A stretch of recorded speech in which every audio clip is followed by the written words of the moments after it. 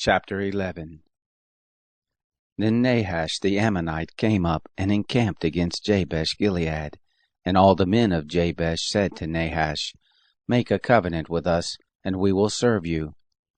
Nahash the Ammonite said to them, On this condition will I make it with you, that all your right eyes be put out, and I will lay it for a reproach on all Israel.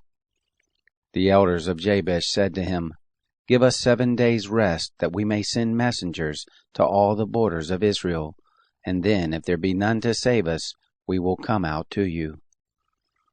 Then came the messengers to Gibeah of Saul, and spoke these words in the ears of the people, and all the people lifted up their voice and wept. Behold, Saul came following the oxen out of the field, and Saul said, What ails the people that they weep? They told him the words of the men of Jabesh. The Spirit of God came mightily on Saul when he heard those words, and his anger was kindled greatly. He took a yoke of oxen, and cut them in pieces, and sent them throughout all the borders of Israel by the hand of messengers, saying, Whoever doesn't come forth after Saul and after Samuel, so shall it be done to his oxen. The dread of the Lord fell on the people, and they came out as one man. He numbered them in Bezek, and the children of Israel were 300,000, and the men of Judah 30,000. They said to the messengers who came, Thus shall you tell the men of Jabesh-Gilead, Tomorrow, by the time the sun is hot, you shall have deliverance. The messengers came and told the men of Jabesh, and so they were glad. Therefore the men of Jabesh said, Tomorrow we will come out to you, and you shall do with us all that seems good to you. It was so on the next day, that Saul put the people in 3 companies, and they came into the midst of the camp in the morning watch, and struck the Ammonites until the heat of the day. And it happened that those who remained were scattered, so that no 2 of them were left together. The people said to Samuel, Who is he who said, Shall Saul reign over us? Bring the men, that we may put them to death. Saul said, There shall not a man be put to death this day, for today the Lord has worked deliverance in Israel. Then Samuel said to the people, Come, and let us go to Gilgal and renew the kingdom there.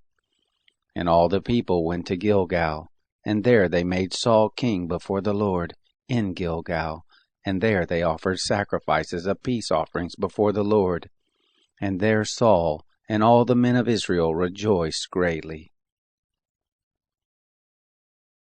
Chapter 12.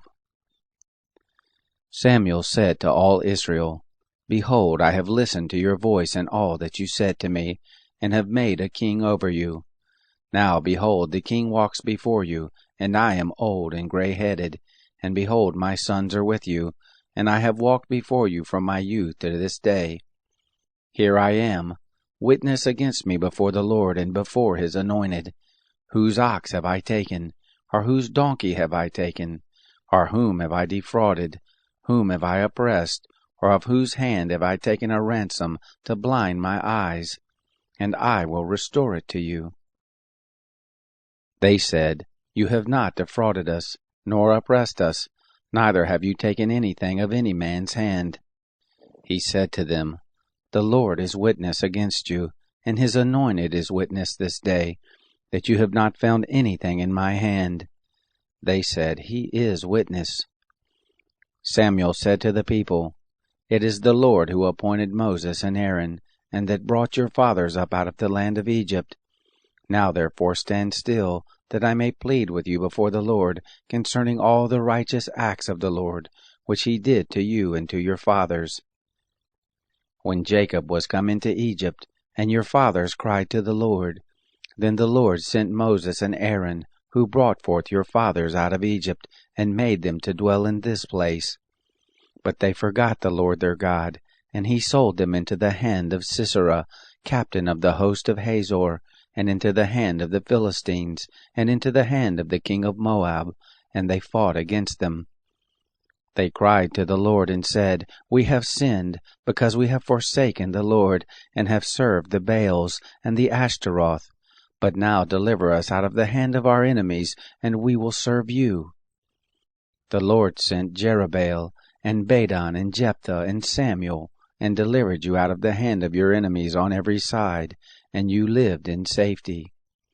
When you saw that Nahash the king of the children of Ammon came against you, you said to me, No, but a king shall reign over us, when the Lord your God was your king. Now therefore see the king whom you have chosen, and whom you have asked for, and behold, the Lord has set a king over you. If you will fear the Lord, and serve him, and listen to his voice, and not rebel against the commandment of the Lord, both you and also the king who reigns over you are followers of the Lord your God, well. But if you will not listen to the voice of the Lord, but rebel against the commandment of the Lord, then will the hand of the Lord be against you as it was against your fathers. Now therefore stand still, and see this great thing which the Lord will do before your eyes. Isn't it wheat harvest today? I will call to the Lord, that he may send thunder and rain, and you shall know and see that your wickedness is great, which you have done in the sight of the Lord, in asking you a king. So Samuel called to the Lord, and the Lord sent thunder and rain that day, and all the people greatly feared the Lord and Samuel. All the people said to Samuel, Pray for your servants to the Lord your God, that we not die, for we have added this to all our sins, to ask us a king. Samuel said to the people, Don't be afraid.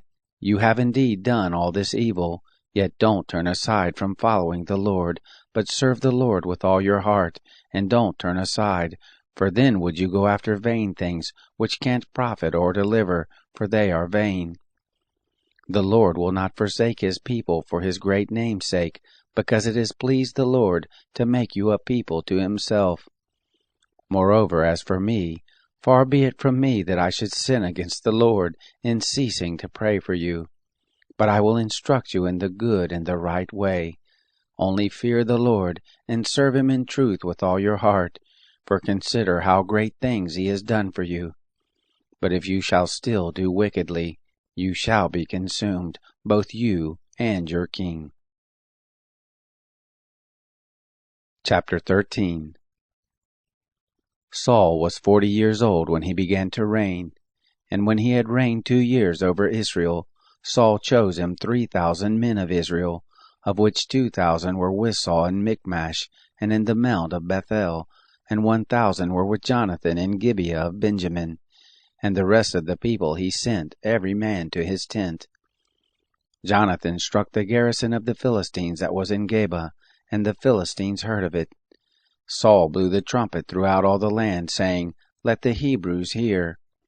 All Israel heard that Saul had struck the garrison of the Philistines, and also that Israel was had an abomination with the Philistines. The people were gathered together after Saul to Gilgal. The Philistines assembled themselves together to fight with Israel, 30,000 chariots, and 6,000 horsemen, and people as the sand which is on the open seashore in multitude. And they came up, and encamped in Michmash, eastward of Beth-aven. When the men of Israel saw that they were in a strait, for the people were distressed, then the people did hide themselves in caves, and in thickets, and in rocks, and in coverts, and in pits. Now some of the Hebrews had gone over the Jordan to the land of Gad and Gilead. But as for Saul, he was yet in Gilgal, and all the people followed him trembling. He stayed 7 days, according to the set time that Samuel had appointed. But Samuel didn't come to Gilgal, and the people were scattered from him. Saul said, Bring here the burnt offering to me, and the peace offerings. He offered the burnt offering. It came to pass that as soon as he had made an end of offering the burnt offering, behold, Samuel came, and Saul went out to meet him that he might greet him. Samuel said, What have you done? Saul said, Because I saw that the people were scattered from me, and that you didn't come within the days appointed, and that the Philistines assembled themselves together at Michmash. Therefore I said, Now will the Philistines come down on me to Gilgal, and I haven't entreated the favor of the Lord. I forced myself therefore and offered the burnt offering. Samuel said to Saul, You have done foolishly. You have not kept the commandment of the Lord your God which he commanded you. For now would the Lord have established your kingdom on Israel forever. But now your kingdom shall not continue. The Lord has sought him a man after his own heart, and the Lord has appointed him to be prince over his people, because you have not kept that which the Lord commanded you. Samuel arose, and got him up from Gilgal to Gibeah of Benjamin. Saul numbered the people who were present with him about 600 men. Saul and Jonathan his son, and the people who were present with them, abode in Gibeah of Benjamin. But the Philistines encamped in Michmash. The spoilers came out of the camp of the Philistines in 3 companies. One company turned to the way that leads to Ophrah, to the land of Shual. And another company turned the way to Beth-horon. And another company turned the way of the border that looks down on the valley of Zeboim, toward the wilderness. Now there was no smith found throughout all the land of Israel, for the Philistines said, Lest the Hebrews make them swords or spears. But all the Israelites went down to the Philistines to sharpen every man his plowshare, mattock, axe, and sickle. Yet they had a file for the mattocks, and for the plowshares, and for the forks, and for the axes, and to set the goads. So it came to pass in the day of battle, that there was neither sword nor spear found in the hand of any of the people who were with Saul and Jonathan. But with Saul and Jonathan his son there was found one. The garrison of the Philistines went out of the pass to Michmash. Chapter 14. Now it fell on a day that Jonathan the son of Saul said to the young man who bore his armor, Come, and let us go over to the Philistines' garrison that is on the other side. But he didn't tell his father. Saul abode in the uttermost part of Gibeah, under the pomegranate tree which is in Migron, and the people who were with him were about 600 men. And Ahijah, the son of Ahitub, Ichabod's brother, the son of Phinehas, the son of Eli, the priest of the Lord in Shiloh, wearing an ephod. The people didn't know that Jonathan was gone.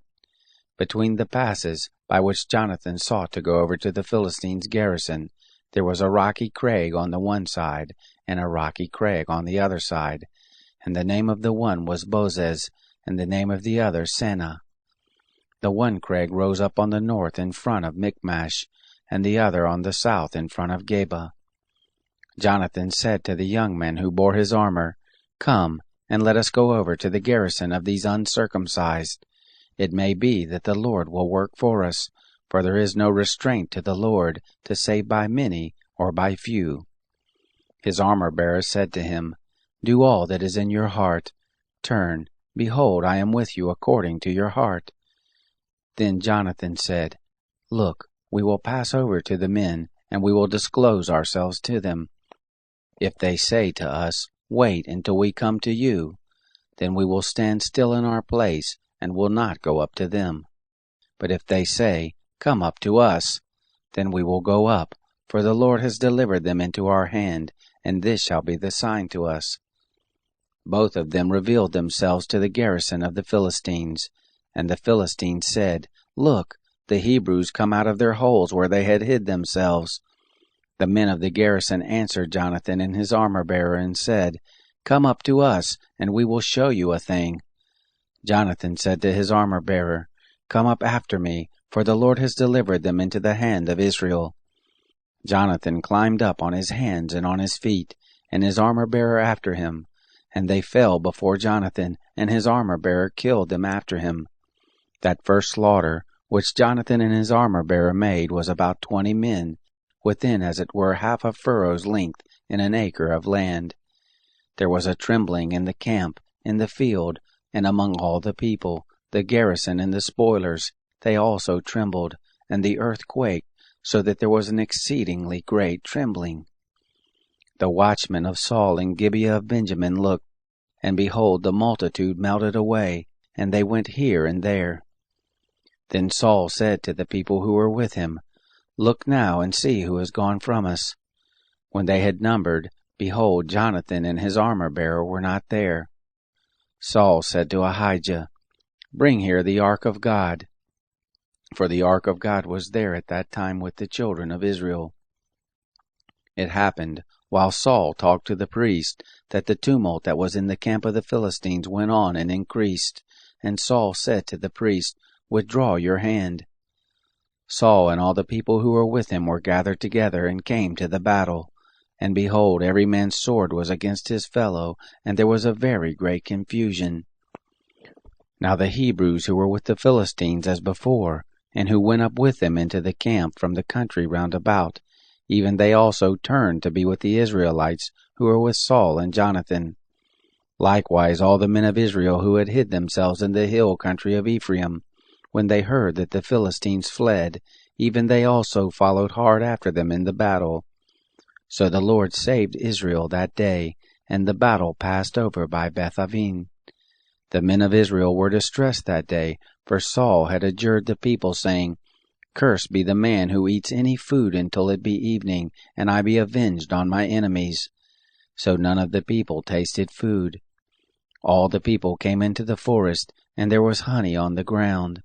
When the people were come to the forest, behold, the honey dropped, but no man put his hand to his mouth, for the people feared the oath. But Jonathan didn't hear when his father charged the people with the oath. Therefore he put forth the end of the rod that was in his hand, and dipped it in the honeycomb, and put his hand to his mouth, and his eyes were enlightened. Then answered one of the people and said, "Your father directly charged the people with an oath, saying, 'Cursed be the man who eats food this day.'" The people were faint. Then Jonathan said, "My father has troubled the land. Please look how my eyes have been enlightened, because I tasted a little of this honey. How much more, if the people had eaten freely today of the spoil of their enemies which they have found? For now there has been no great slaughter among the Philistines." They struck of the Philistines that day from Michmash to Ajalon. The people were very faint, and the people flew on the spoil, and took sheep and oxen and calves, and killed them on the ground, and the people ate them with the blood. Then they told Saul, saying, "Look, the people sin against the Lord, in that they eat with the blood." He said, "You have dealt treacherously. Roll a great stone to me this day." Saul said, "Disperse yourselves among the people, and tell them, Bring here every man his ox, and every man his sheep, and kill them here and eat, and don't sin against the Lord in eating with the blood." All the people brought every man his ox with him that night, and killed them there. Saul built an altar to the Lord. The same was the first altar that he built to the Lord. Saul said, "Let us go down after the Philistines by night, and take spoil among them until the morning light, and let us not leave a man of them." They said, "Do whatever seems good to you." Then the priest said, "Let us draw near here to God." Saul asked counsel of God, "Shall I go down after the Philistines? Will you deliver them into the hand of Israel?" But he didn't answer him that day. Saul said, "Draw near here, all you chiefs of the people, and know and see in which this sin has been this day. For as the Lord lives, who saves Israel, though it be in Jonathan my son, he shall surely die." But there was not a man among all the people who answered him. Then he said to all Israel, "Be you on one side, and I and Jonathan my son will be on the other side." The people said to Saul, "Do what seems good to you." Therefore Saul said to the Lord, the God of Israel, "Show the right." Jonathan and Saul were taken by lot, but the people escaped. Saul said, "Cast lots between me and Jonathan my son." Jonathan was taken. Then Saul said to Jonathan, "Tell me what you have done." Jonathan told him and said, "I did certainly taste a little honey with the end of the rod that was in my hand, and behold, I must die?"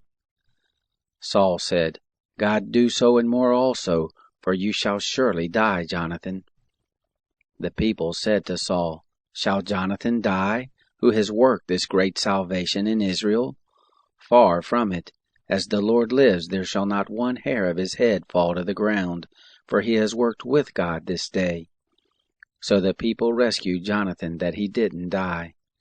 Then Saul went up from following the Philistines, and the Philistines went to their own place.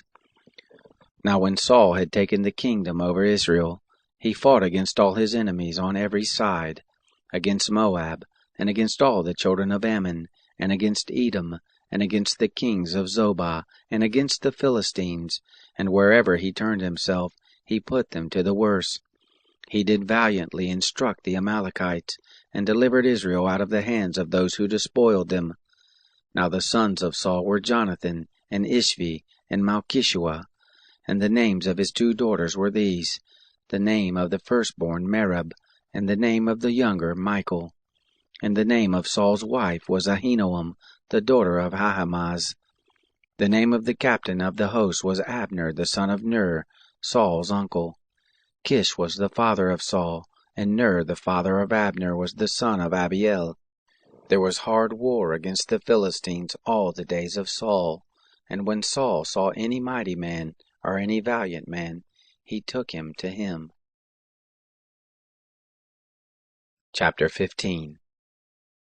Samuel said to Saul, "The Lord sent me to anoint you to be king over his people, over Israel. Now therefore listen to the voice of the words of the Lord. Thus says the Lord of armies, I have marked that which Amalek did to Israel, how he set himself against him in the way when he came up out of Egypt. Now go and strike Amalek, and utterly destroy all that they have, and don't spare them, but kill both man and woman, infant and suckling, ox and sheep, camel and donkey." Saul summoned the people, and numbered them in Telaim, 200,000 footmen, and 10,000 men of Judah. Saul came to the city of Amalek, and laid wait in the valley. Saul said to the Kenites, "Go, depart, get you down from among the Amalekites, lest I destroy you with them. For you have shown kindness to all the children of Israel when they came up out of Egypt." So the Kenites departed from among the Amalekites. Saul struck the Amalekites from Havilah as you go to Shur, that is before Egypt. He took Agag, the king of the Amalekites, alive, and utterly destroyed all the people with the edge of the sword. But Saul and the people spared Agag, and the best of the sheep and of the oxen, and of the fatlings and the lambs, and all that was good, and wouldn't utterly destroy them. But everything that was vile and refuse, that they utterly destroyed. Then the word of the Lord came to Samuel, saying, "It grieves me that I have set up Saul to be king, for he has turned back from following me, and has not performed my commandments." Samuel was angry, and he cried to the Lord all night. Samuel rose early to meet Saul in the morning, and it was told Samuel, saying, "Saul came to Carmel, and behold, he set up a monument, and turned and passed on, and went down to Gilgal." Samuel came to Saul, and Saul said to him, "Blessed are you by the Lord. I have performed the commandment of the Lord." Samuel said, "What means then this bleating of the sheep in my ears, and the lowing of the oxen which I hear?" Saul said, "They have brought them from the Amalekites, for the people spared the best of the sheep and of the oxen, to sacrifice to the Lord your God, and the rest we have utterly destroyed." Then Samuel said to Saul, "Stay, and I will tell you what the Lord has said to me this night." He said to him, "Say on." Samuel said, "Though you were little in your own sight, weren't you made the head of the tribes of Israel? The Lord anointed you king over Israel, and the Lord sent you on a journey and said, 'Go and utterly destroy the sinners, the Amalekites, and fight against them until they are consumed.' Why then didn't you obey the voice of the Lord, but flew on the spoil, and did that which was evil in the sight of the Lord?" Saul said to Samuel, "Yes, I have obeyed the voice of the Lord, and have gone the way which the Lord has sent me, and have bought Agag the king of Amalek, and have utterly destroyed the Amalekites. But the people took of the spoil, sheep and oxen, the chief of the devoted things, to sacrifice to the Lord your God in Gilgal." Samuel said, "Has the Lord as great delight in burnt offerings and sacrifices as in obeying the voice of the Lord? Behold, to obey is better than sacrifice, and to listen than the fat of rams. For rebellion is as the sin of witchcraft, and stubbornness is as idolatry and the teraphim.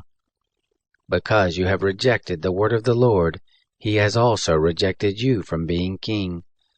Saul said to Samuel, "I have sinned, for I have transgressed the commandment of the Lord, and your words, because I feared the people and obeyed their voice.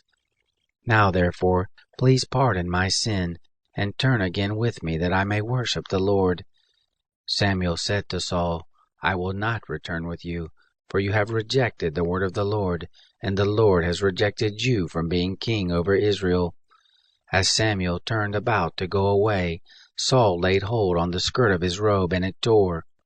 Samuel said to him, "The Lord has torn the kingdom of Israel from you this day, and has given it to a neighbor of yours who is better than you. Also the strength of Israel will not lie nor repent, for he is not a man that he should repent." Then he said, "I have sinned, yet honor me now, please, before the elders of my people and before Israel, and turn again with me, that I may worship the Lord your God." So Samuel turned again after Saul, and Saul worshipped the Lord. Then Samuel said, "Bring here to me Agag, the king of the Amalekites." Agag came to him cheerfully. Agag said, "Surely the bitterness of death is past." Samuel said, "As your sword has made women childless, so shall your mother be childless among women." Samuel hewed Agag in pieces before the Lord in Gilgal. Then Samuel went to Ramah, and Saul went up to his house to Gibeah of Saul. Samuel came no more to see Saul until the day of his death, for Samuel mourned for Saul, and the Lord grieved that he had made Saul king over Israel.